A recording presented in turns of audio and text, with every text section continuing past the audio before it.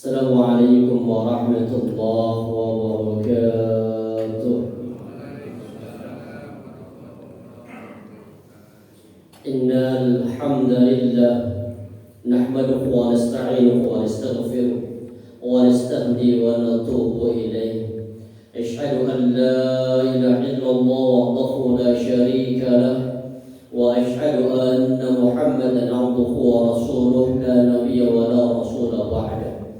Allahumma salli wa sallim wa barik wa kallim ala nabiyyina Muhammadin wa ala alihi wa ashabihi wa man tabi'ahum bi ihsanin ila yaumiddin, amma ba'd.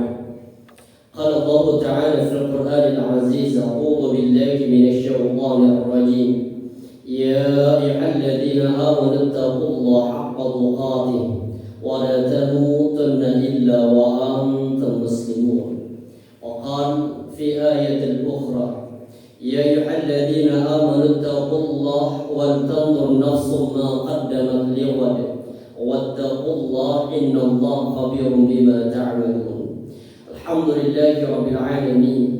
Para bapak, para ibu jamaah sidang salat subuh Masjid Darus Salam insyaallah dirahmati Allah Subhanahu wa taala.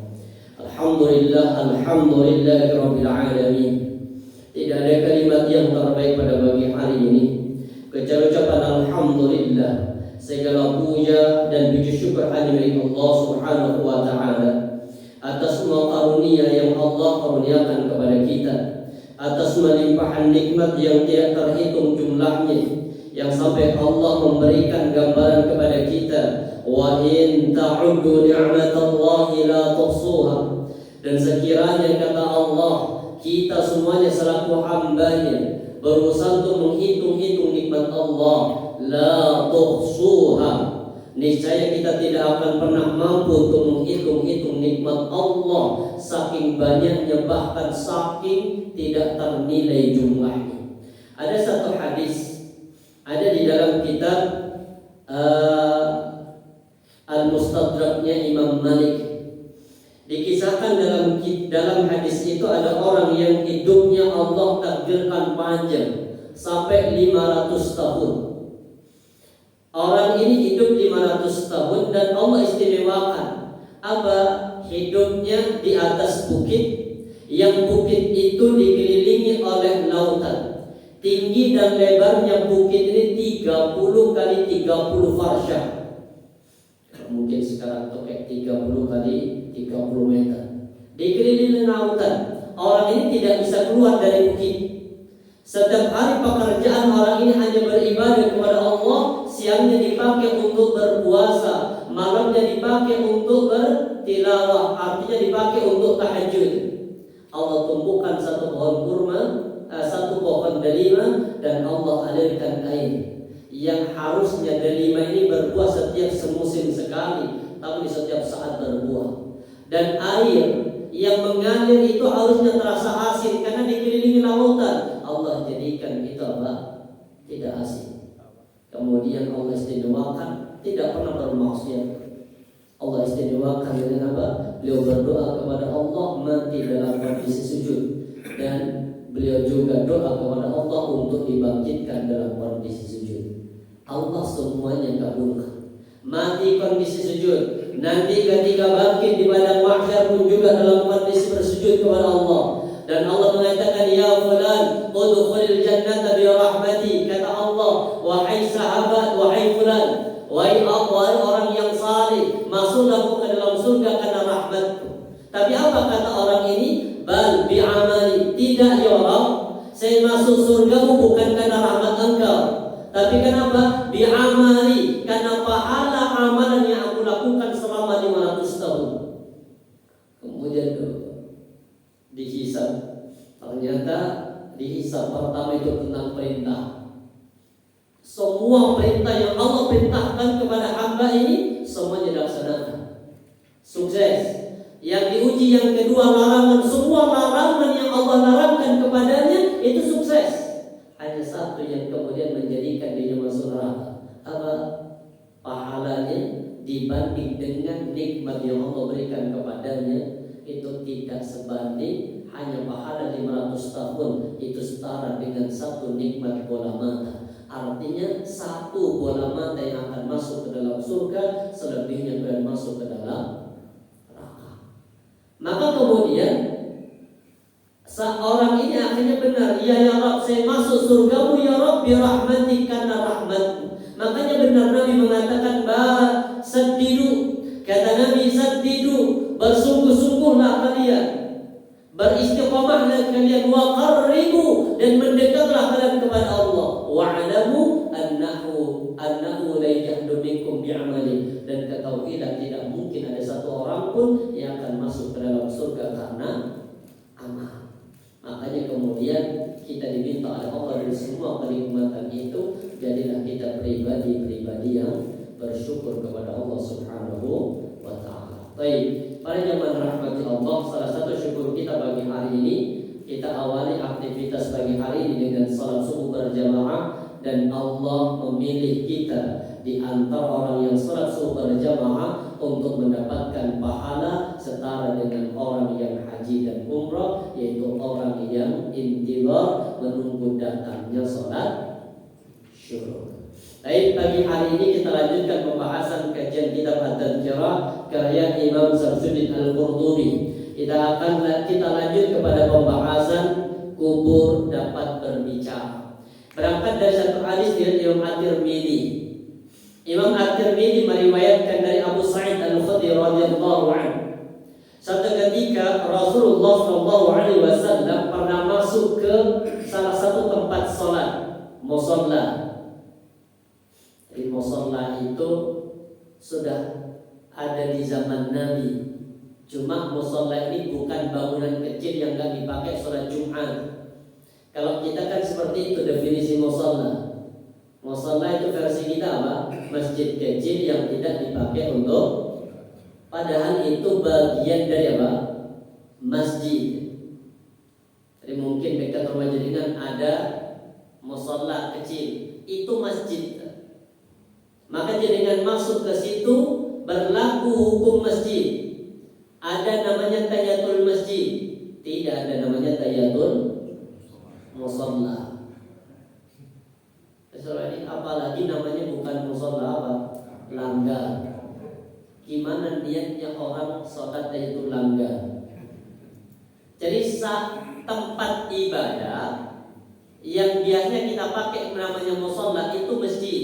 Hanya ada namanya masjid jami', ada masjid biasa. Masjid jami' itu adalah masjid yang dipakai untuk sholat Jumat. Sedangkan yang tidak dipakai sholat Jumat namanya masjid. Sedangkan musalla itu tempat ibadah. Mungkin di rumah jenengan punya kamar sendiri khusus untuk sholat, itu namanya apa? Musalla. Ada sekelompok sahabat itu masuk ke musalla.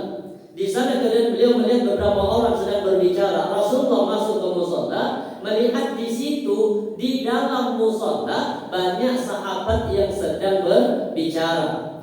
Kemudian Rasulullah bersabda, adapun sesungguhnya sekiranya kamu sekalian banyak mengingat si pemutus kelezatan yang dimati, niscaya kamu tidak akan sempat untuk melakukan seperti apa yang aku lihat. Jadi ada orang di masjid banyak ngobrol, padahal masjid itu kan tempatnya untuk apa? Ibadah, mengingat akhirat. Lah ini justru di dalam masjid masih dibawa urusan dunia ke dalam masjid atau ke dalam musalla. Lebih parahnya lagi, betapa banyak orang ketika sudah khutbah Jumat masih enak ngobrol di belakang. Bahkan kemudian ada tanya kabar. Bahkan ada yang mohon maaf sudah umur, harusnya kan kalau sudah umur itu kan sudah apa? Anteng. Lain enggak, sudah berumur kemudian duduk di paling dekat dengan pintu ketika orang itu maju. Kalau sudah dimulai khutbah Jumat, jangankan kalimat maju, kita negur sahabatnya kita, menegur orang lain dengan kalimat apa? Ansik, diem. Itu aja tuh faqad laqah. Itu aja sudah lama. Makanya ada fikih masjid. Salah satunya larangan di masjid apa? Ada 4 larangan di masjid itu yang jelas. Yang pertama, tidak boleh berjualan di masjid. tidak boleh membicarakan bisnis di masjid. Dan yang kedua, tidak boleh mencari, mengumumkan barang yang hilang di masjid. Mungkin takbir, siapa yang merasa menemukan HP di masjid, maka orang yang mendengar pengumuman itu berdoa, semoga Allah tidak mengembalikan HP-nya. Benar, tidak boleh. Terus apa lagi yang tidak boleh? Ini sedikit saya tampilkan. Karena artinya nih, sahabat itu menempatkan sesuatu bukan pada tempatnya. Ini sedikit tentang masjid.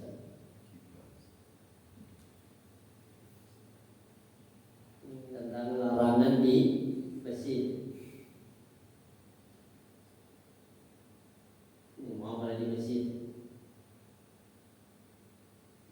Ini sedikit larangan jual beli di masjid. Yang pertama ini, larangan jual beli di saat khutbah adzan Jumat.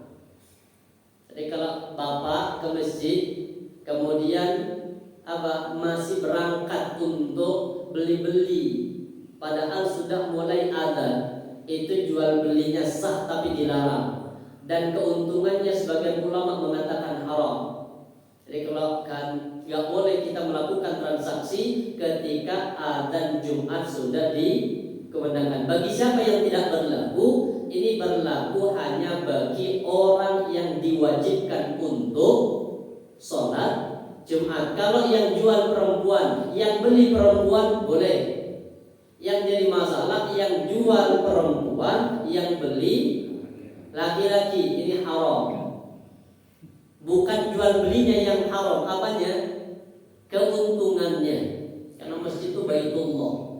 Kemudian nih, larangan jual beli di masjid. Dibanyakin. Idza ra'aitum man yabi'u wa yatta'u fil masjid faqul la arbahallahu tijarataka. Kalau kalian melihat orang yang sedang bertransaksi di masjid, maka ucapkan semoga Allah tidak membuat keuntungan dalam jual belimu. Wa idza ra'aitum man yurshidu fi dhalatan, dan kalau kalian melihat orang yang mencari barangnya yang hilang di masjid, faqulu la radallahu alaik, semoga Allah tidak mengembalikan barang yang hilang. Jadi kalau mengumumkan barang hilang di masjid enggak boleh. Tapi kalau ini namanya mengumumkan temuan barang boleh. Kayak takbir mengumumkan bapak yang merasa kehilangan HP, hubungi takbir itu boleh. Tapi kalau siapa yang merasa menemukan, itu tidak boleh. Ini ada 4 larangan di masjid. Nah, Rasulullah SAW anisyirai wal bai', Nabi melarang jual dan beli di masjid. Wa antun syadafil ash'ar, dan Nabi melarang untuk melantunkan syair-syair di dalam masjid. Artinya syair-syair di sini yang tidak ada sangkut pautnya tentang akhirat. Tentang Arab kemudian dianggap syair semua, padahal banyak lagu-lagu Arab tapi disetel dia masih itu enggak boleh. Wa antushaddu fi tallah, mengumumkan hilangnya barang. Wa anil iraq yaumul jum'ati qabla shalah, dan dilarang untuk melakukan khalaqah, bikin halaqah, kajian pada hari Jumat sebelum salat Jumat. Artinya apa? Kalau masjidnya dipakai ta'lim sampai jam 11 siang, orang mau masuk ke masjid cari nggak bisa. Kenapa? Karena masih ada halaqah. Ini dilarang di zaman Rasulullah SAW. Makanya di dalam masjid tidak boleh kita membicarakan tentang perkara dunia. Sebagaimana sahabat ini, Rasulullah mengatakan apa? Seandainya dia mengingat pemutus si kelezatan dia al-maut, maka tidak akan melakukan hal yang seperti itu.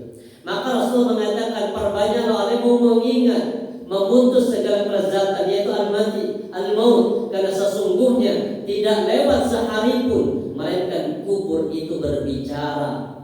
Tidak lewat 1 hari sekalipun kecuali kubur itu berbicara mengenai dirinya. Apa kata kubur?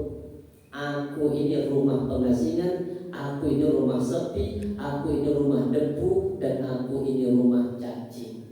Jadi setiap hari kubur itu ngomongnya itu.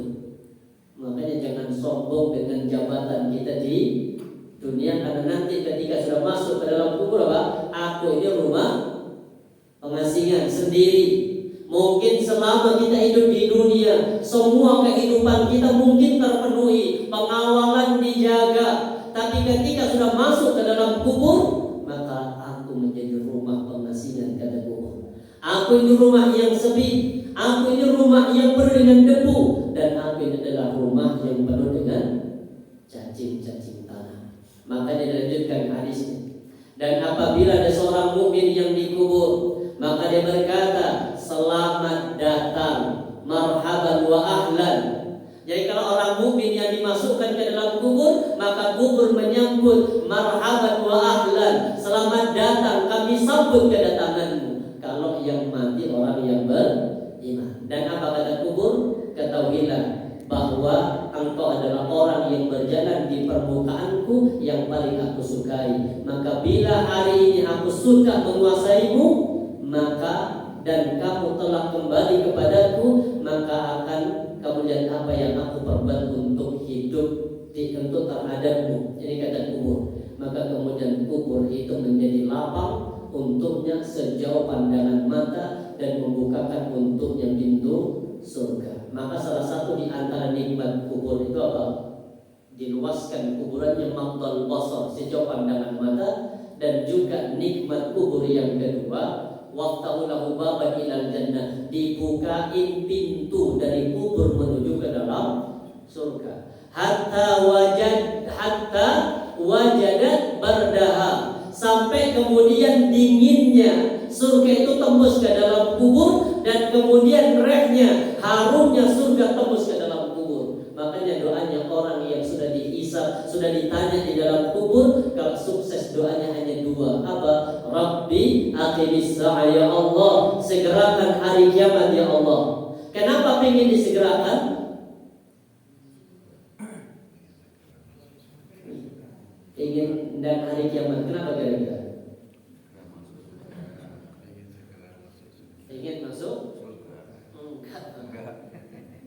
Ingin dan ketemu bidadari.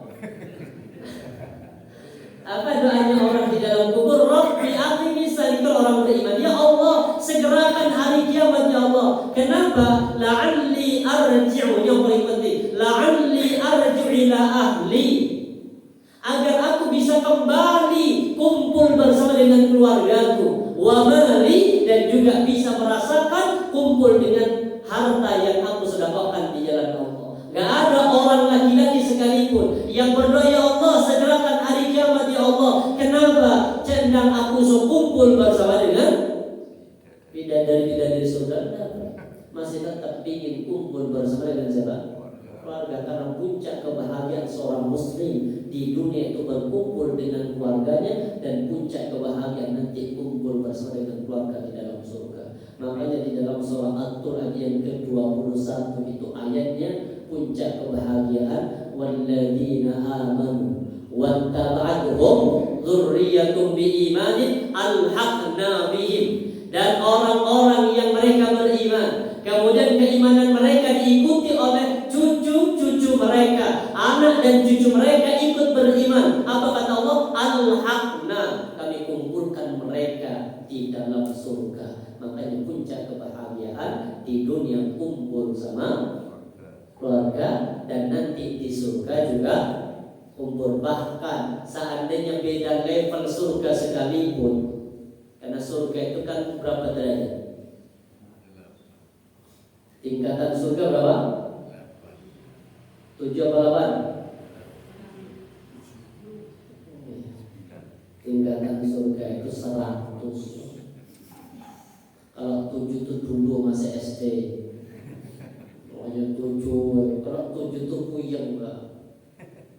Nah, bintang 7 itu apa? Obat pusing. Rasulullah mengatakan apa? Inna fil jannati mi'ata. Sesungguhnya di dalam surga itu mi'ah, 100 derajat. A'adallahu lil mujahidin fi sabili, 100 tingkatan itu Allah siapkan bagi para mujahidahnya. Dan kalimat Rasulullah, wa kullu darajatain, 1 derajat kata Nabi, ke derajat yang kedua, kama bainas sama wal ardh, jarak 1 bintang ke bintang yang kedua, 1 derajat ke derajat yang kedua seperti bumi dan derajat yang Makanya Nabi minta, fa idza sa'altumullah, kalau kalian minta kepada Allah, fas'aluhul firdausa, jangan nanggung, kata Nabi, mintalah langsung surga Firdaus. Kenapa? Fa innahu a'lal jannah, karena surga Firdaus surga yang tertinggi, awsatul jannah surga yang paling tengah. Kemudian tahta dhilli arsyir rahman, surga Firdaus itu langsung atapnya itu arasy-Nya Allah. Makanya disuruh minta surga Firdaus. Ojo minta ya Allah masukkan aku ke dalam surga ya Allah, emperan itu gak apa-apa ya Allah. Jangan. Minta yang tertinggi dulu. Kalau minta tertinggi gak kabul, minimal jatuh masih ke surga. Makanya terlihat dari mana? Dari sambutan kubur. Kemudian apabila yang dimasukkan orang yang fajir, orang pelaku dosa besar, ataupun orang kafir, ketika dimasukkan ke dalam kubur, apa kata kubur? Tidak ada ucapan selamat datang untukmu. Kemudian la marhaban wa la ahla, ketahuilah bahwa engkau adalah orang yang berjalan di permukaanku, orang yang paling aku benci. Maka bila hari ini aku telah menguasaimu, kata kubur, dan engkau telah kembali kepadaku, maka lihatlah apa yang akan aku perbuat untukmu. Maka kubur kemudian menyempit sampai menjadikan apa? Sempitannya kubur itu menjadikan dua tulang rusuknya kemudian apa? Berhimpitan sampai nih. Rasulullah sampai menggambarkan apa? Menyilangkan jari jemarinya. Jadi himpitan kubur kan ini apa? Dua tulang rusuk. Ketika orang ini kafir, maka himpitan ini makin lama makin kuat sampai menjadikan dua tulang rusuk orang kafir atau pelaku dosa besar di dalam kubur itu pada nanti menyilang, dan itu akan dirasakan sampai nanti datangnya hari kiamat. Tapi bagi orang yang beriman, himpitan itu hanya sebentar, setelah itu kemudian dilepaskan. Makanya kita, kalau ini ada kisahnya bagus, ini nasihat dari seorang Syekh Muhammad Nawawi Al-Jawi Al-Bantani, yang dikenal dengan Syekh Nawawi Al-Bantani, yang sekarang di Banten ada Syekh Abuya Al-Ghufran atau Abuya Ghufran, yang bisa ngomong pakai bahasa Suryani. Yang saya tahu hanya makoli itu itu brokoli yang saya paham. Nah, itu aku Allah masih nyambung ke Syekh Nawawi. Ini Syekh Nawawi, beliau mengarang kitab namanya Nasaih Ibad. Ini kalau di pondok diajarin kitab Nasaih Ibad. Nasaih, nasihat-nasihat dari seorang hamba. Beliau mengatakan apa? Wa alamatus sa'adati arba'atun. Di antara tanda-tanda kebahagiaan dunia. Karena kita kan minta apa? Kita minta fid dunya hasanah wa fil akhirati hasanah. Dan tolak ukurnya fid dunya hasanah itu fil akhirati hasanah dimulai ketika berada di dalam kubur. Makanya ketika Utsman bin Affan ditanya, "Kenapa kau menangis Utsman gara-gara kubur?" Maka beliau mengambil satu hadis Nabi, riwayatnya Imam At-Tirmidzi. Beliau mengatakan, apa? Qala Rasulullah SAW. Nabi kemudian mengatakan apa? Kubur ini apa? Awwalu manazil akhirah. Innal qabra awwalu manazil akhirah. Sesungguhnya kubur itu adalah pintu utama memasuki kehidupan akhirat. Berarti tolak ukurnya orang itu sukses tidaknya nanti di padang mahsyar itu terletak di mana? Di kubur. Makanya apa kata Nabi? Faman naja, maka barang siapa yang sukses ketika berada di dalam kubur, fama ba'dahu aisar minhu, maka perjalanan panjang setelahnya lebih mudah daripada apa yang dirasakan di dalam kubur. Selebihnya, waman lam yanja, tapi ketika kita masuk ke dalam kubur tidak sukses, maka perjalanan selanjutnya lebih dahsyat daripada apa yang dirasakan ketika berada di dalam kubur. Makanya orang kafir di dalam kubur doanya apa? Rabbi la taqimis sa'a, ya Allah, jangan kau tegakkan hari kiamat. Padahal di dalam kubur orang kafir sudah dihimpit sampai menjadikan dua tulang rusuknya saling bertemu dan saling bersilangan. Kita lihat biar apa? Karena kita minta doa Rabbana atina fid dunya hasanah. Ada satu kisah, ini hadis saya dari Muslim. Rasulullah mengunjungi seorang sahabat dalam kondisi sakit parah. Ini untungnya punya nikmat rafiah. Kondisi sahabatnya sakit parah sampai menjadikan Nabi penasaran. Kenapa? Karena tidak mungkin ada seseorang yang Allah uji di luar batas kemampuannya. Allah sendiri mengatakan la yukallifullahu nafsan illa wus'aha. Allah tidak akan pernah menguji hambanya di luar batas kemampuan. Nah ini di luar batas. Sahabat ini sakit parah, saking lamanya dan parahnya sakit itu menjadikan kurus banget, hanya tinggal tulang-tulang yang terbungkus dengan kulit. Nabi penasaran dan bertanya begini, ya fulan, sahabatku, hal tad'ullaha bi syai'in aw tas'alu iyyah. Nabi tanya begini, wahai sahabatku, apakah engkau berdoa kepada Allah dengan kondisi seperti ini? Apakah kau memang minta kepada Allah untuk diperlakukan seperti ini? Maka sahabat mengatakan, na'am, iya ya Rasulullah. Aku berkata begini, aku berdoa begini ya Rasul. Apa doanya sahabat tadi? Allahumma in kunta mu'aqibi bihi fil akhirati fa'ajilhu li fid dunya. Doanya sahabat begini, ya Allah, kalau nanti di padang mahsyar atau kalau nanti ya Allah pada hari kiamat ya Allah engkau akan menyiksa aku ya Allah, maka siksa itu engkau segerakan di dunia. Artinya siksa aku di dunia ya Allah. Wis jangan siksa di akhir. Jadi ini kan minta jangan siksa di akhir, tapi siksa itu ditimpakan di dunia. Sama Rasulullah ditegur. Apa kata Nabi? Subhanallah, Maha suci Engkau ya Allah, la tastati'u atau la tutiqu, engkau tidak akan mampu untuk menahan adab Allah kalau ditimpakan di muka bumi ini. Terus gimana ya Rasul? Afala kunta taqul, kenapa engkau enggak berdoa begini saja? Apa doanya Nabi? Allahumma atina fid dunya hasanah wa fil akhirati hasanah wa qina adzabannar. Dan tolak ukur hasannya fil akhirah tergantung dari fil dunia. Kita lihat keterangannya. Makanya Syekh Nawawi mengatakan, wa alamatus sa'adati arba'atun. Hidupmu di dunia kalau ingin bahagia, maka laksanakan 4 perkara. Yang pertama, Pak, dzikrul dzunubil madhiyah. Kata Syekh Nawawi Al-Baghdadi mengatakan, hidupmu akan bahagia kalau engkau senantiasa ingat dengan dosa-dosa masa lalu. Kita jangan pernah melupakan dosa-dosa kita. Agar apa? Agar kita memperbanyak beristighfar, sekaligus kita memperbanyak untuk bertaubat. Makanya dianjurkan membaca istighfar apa? Astaghfirullah wa atubu. Dua ini langsung. Astaghfirullah ya Allah, ampuni dosa-dosaku ya Allah yang telah berlalu. Wa atubu ilaihi, dan aku bertaubat ya Allah atasmu dari dosa-dosa masa lalu.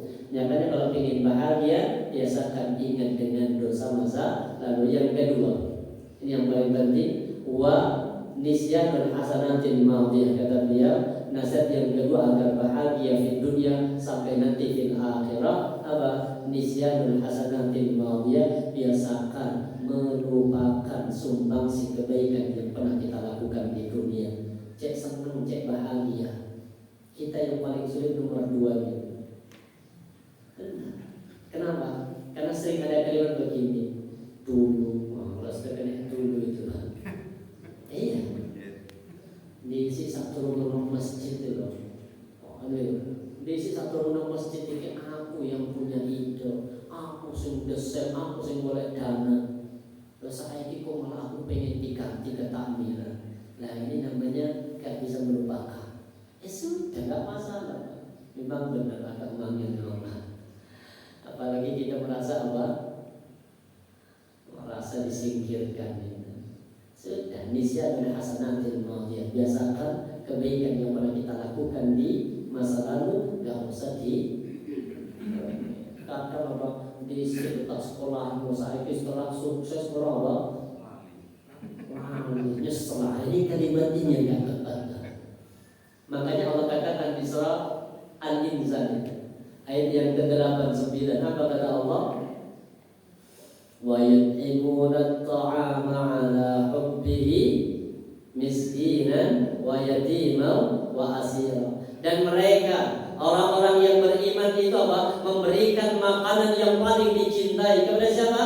Yatiman, kepada miskinan, orang miskin, anak yatim, kemudian wa asira yang tertawan. Apa tujuannya? Innama nut'imukum liwajhillah. Sesungguhnya kami, kata mereka orang-orang yang apa? Memberikan makanan, kami memberikan makanan, kami bersedekah, kami itu memberikan semua kebaikan ini liwajhillah, hanya mengharap ridha Allah.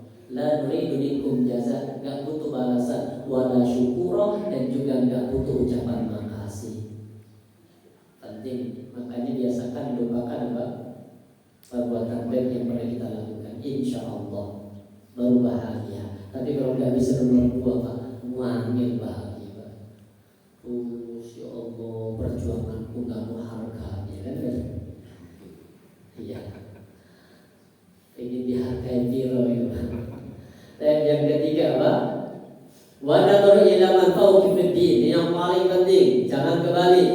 Kalau ingin bahagia duniamu sampai akhiratmu, biasakan lihat orang yang di atasmu dalam urusan agama. Lihat orang yang lebih soleh daripada kita. Kemudian terakhir, wa nadharu ila man dunahu fid dunya, dan lihatlah orang yang lebih rendah, lebih sengsara hidupmu dalam urusan dunia. Walaupun sekarang terbalik. Kalau melihat dunia kemana? Ke atas. Melihat akhirat, aku lebih soleh dari kakak proses Senin Kamis aku kemudian apa? Dia nggak pernah ngaji subuh sampai suruh aku, alhamdulillah. Ini kenapa? Karena tolak ukurnya orang yang lebih rendah dalam urusan akhirat, harusnya ke atas. Contoh, kalau ingin memotivasi, lihatlah ada seorang imam namanya Imam Abu Hanifah. Imam Abu Hanifah itu kalau Ramadan beliau menghatamkan Al-Quran itu 60 kali. Dan hatam Quran hanya dalam 1 rakaat. Kita berapa kali hatam Quran selama Ramadan? 2 kali itu sudah Pak. Semua yoga. Jadi bandingkan dengan itu, bandingkan dengan para sahabat, insya Allah kehidupan kita akan bahagia. Baik para jamaah rahmatillah, kemudian apa afiyah fiddin? Badiru bil a'mal fitanan kaqatan muslim yusbihu ar-rajulu mu'mina wa yumsi kafiran. Ini kemudian kita harus menjaga afiyah kita fiddin. Artinya apa? Jaga agama kita agar nanti kubur itu menyambut dengan sambutan yang baik. Ini kan nasihat kubur. Wahai anak Adam, di kubur berikan nasihat. Engkau berjalan di atas punggungku dan tempat akhirmu di dalam perutku. Engkau bersuka cita di atas punggungku, kemudian akan bersedih di dalam perutku. Engkau melakukan dosa di atas punggungku dan kelak akan disiksa di dalam perutku. Ini nasihat apa? Kubur. Makanya kan Nabi minta apa? Sebelum salam, idza faragha ahadukum minat tasyahhudil akhir. Kata Nabi, kalau kalian selesai dari tasyahud akhir. Tasyahud akhir berarti apa? Sebelum salam. Nabi sendiri mengatakan idza faragha, apabila telah selesai fit tasyahud akhir dari tasyahud akhir, kata Rasul apa? Falyata'awwadz billah min arba'atin, maka mintalah dengan perlindungan kepada Allah min arba'atin, dari 4 perkara. Apa 4 perkara itu? Yang pertama, min adzabil jahannam. Yang kedua, min adzabil qabri. Yang ketiga, fitnatil mahya wal mamat. Yang keempat apa? Syarri masiih dajjal. Pertama, kita minta perlindungan dari azab neraka. Yang kedua, minta kepada Allah dari dijauhkan dari azab kubur. Karena ini kubur sendiri yang mengatakan, engkau berjalan di atas punggungku, kata kubur, maka nanti engkau berbuat dosa di atasnya dan engkau akan siksa ketika berada di dalamnya. Dan ini banyak kisahnya tentang bagaimana siksa kubur. Kemudian engkau tertawa di atas punggungku dan kelak akan menangis di dalam perut. Engkau memakan makanan haram di atas punggungku dan kelak engkau akan dimakan cacing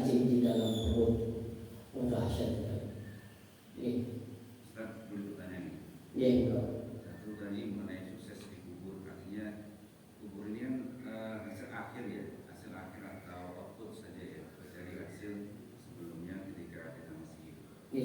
Kemudian yang kedua terkait dengan kalau tadi ada kubur bicara mengenai nasihat kubur, yang pernah saya dengar ada pertanyaan kubur.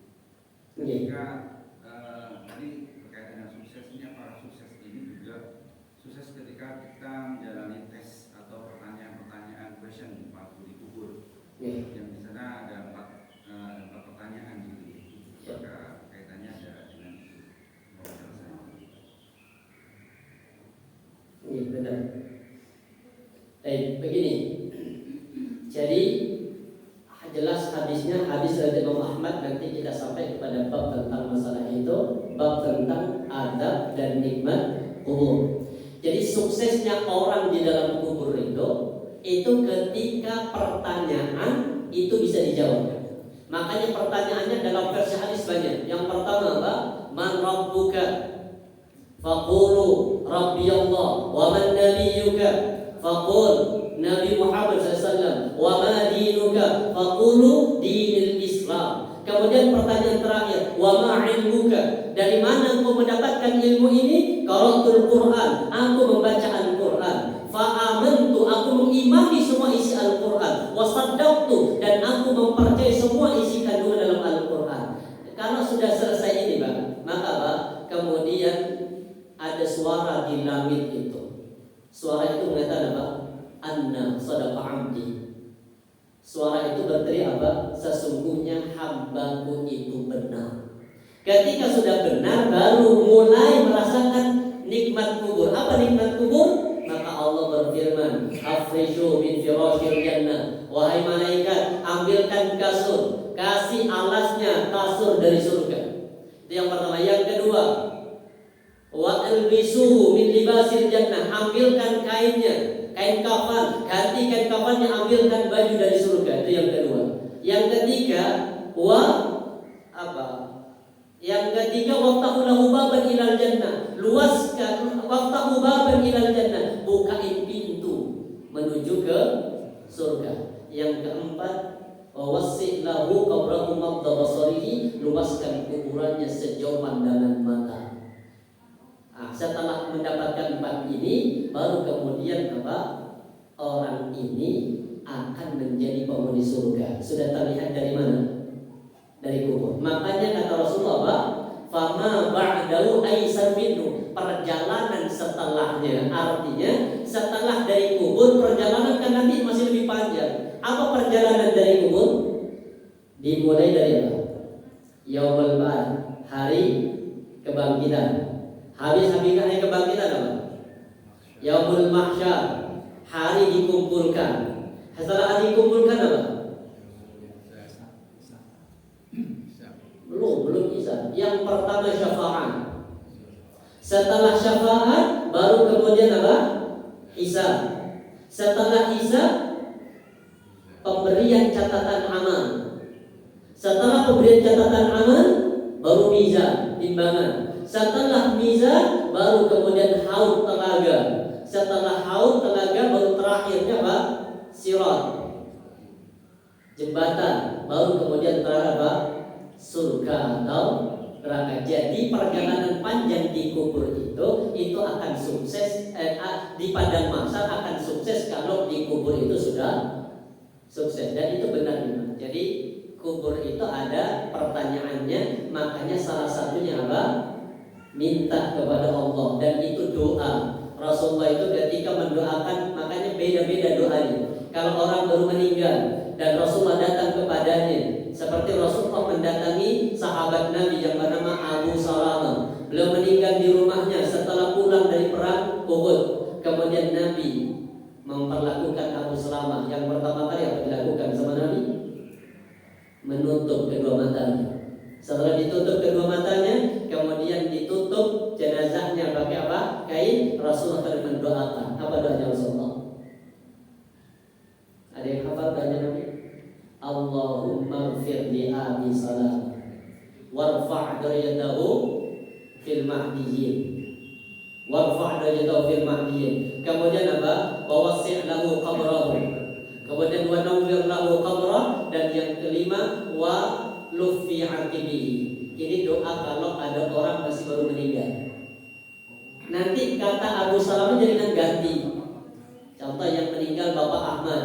Akhirnya tinggal apa? Allahumma ighfir li Ahmada. Ya Allah ampuni dosa Bapak Ahmad ya Allah. Warfa' darajatahu fil mahdiyin. Angkatlah ya Allah roh orang ini, kumpulkan di mahdiyin atau di illiyin bersama dengan orang-orang yang saleh. Wa wassil lahu qabra, ya Allah nanti luaskan kuburannya ya Allah. Wa nawwir lahu qabra, terangkan kuburannya ya Allah, dan ganti posisinya ya Allah oleh generasinya. Itu kalau baru meninggal. Kalau sudah dibawa ke kubur, kemudian sudah proses penguburan, beda lagi doanya. Apa doanya? Proses penguburan. Allahumma ighfir lahu wa tsabbithu. Allahumma ighfir lahu wa tsabbithu. Ya Allah, ampuni dosa hamba ya Allah. Wa tsabbit, kokohkan ya Allah, kuatkan hatinya ya Allah, karena fa'innahu yus'al, karena hari ini akan ditanya. Dan itu benar pertanyaan kubur. Jelas ya? Ada dengaran? Waalaikumsalam. Untuk proses di alam kubur itu, selain amal-amal kita, apakah benar kalau kita mengamalkan surat Al-Mulk itu juga bisa menjadi mendukung kita untuk melindungi kita dari azab kubur. ya. Kemudian juga apakah juga doa kita kepada orang tua kita atau anak kita yang meninggal dunia gitu saja, untuk doa untuk meringankan dari azab kubur, apakah bisa juga meringankan azab kubur mereka? Ya, ini sedikit saya tampilkan sedikit tentang surah Al-Mulk. Surah Al-Mulk ada dalam hadis An-Nasa'i dalam kitab Al-Kabir dan Al-Hakim. Al-Hakim mengatakan hadis ini sanadnya sahih.